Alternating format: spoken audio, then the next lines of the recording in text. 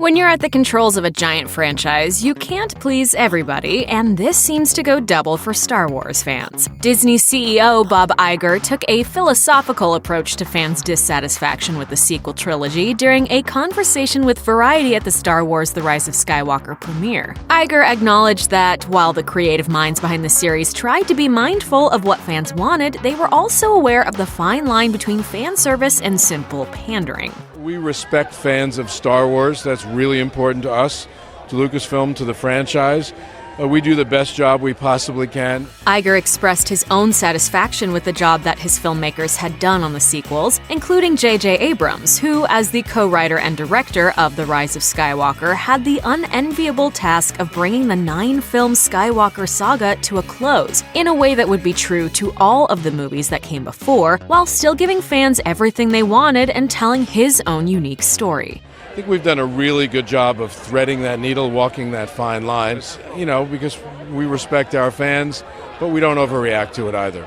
Brace yourself for a shock, many fans and critics disagree. One of the common complaints about Rise of Skywalker has concerned its willingness to indulge in fan service at the expense of its story, which can be seen as course correction away from the daring narrative choices made in the series' previous installment, The Last Jedi. While that film was one of the best reviewed in the entire series, it supremely divided fans, some of whom now feel that Abrams has swung too far back in the opposite direction. Another pervasive gripe, that Rise of Skywalker was illustrative of the fact that the trilogy as a whole lacked a unified vision, which may be why there has recently been talk of future Star Wars movies straying away from the trilogy format. Lucasfilm president Kathleen Kennedy suggested as much during an interview with the Los Angeles Times the weekend before the release of Episode 9. She said, "I think focusing on single films gives us a more open-ended view of storytelling and doesn't lock us into this 3-act structure. We're not going to have some finite number and fit it into a box.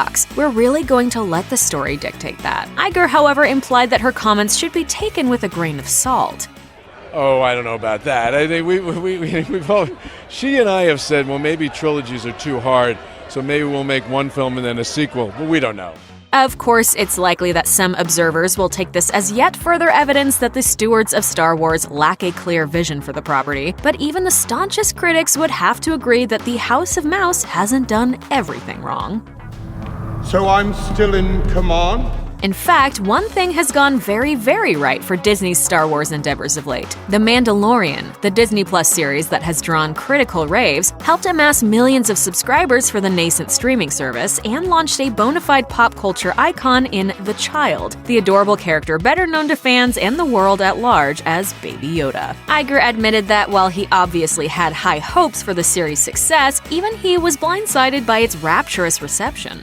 Well, I think it would be wrong for me to say I knew exactly how everybody would react, because it's been huge, but I did have a strong sense that it was a character people were going to love.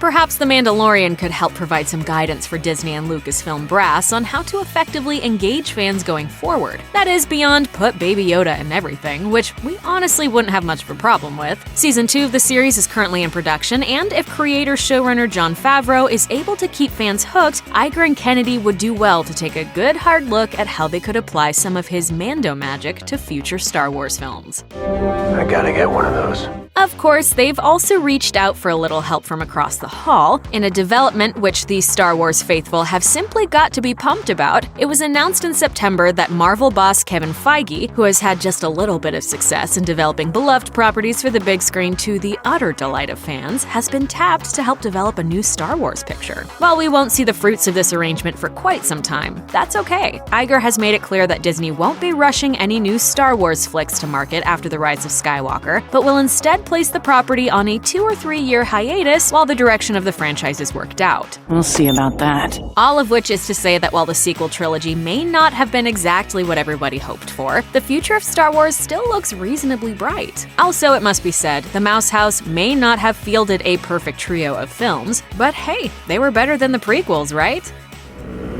I'm not sure I understand. Check out one of our newest videos right here. Plus, even more Looper videos about your favorite movies and TV shows are coming soon. Subscribe to our YouTube channel and hit the bell so you don't miss a single one.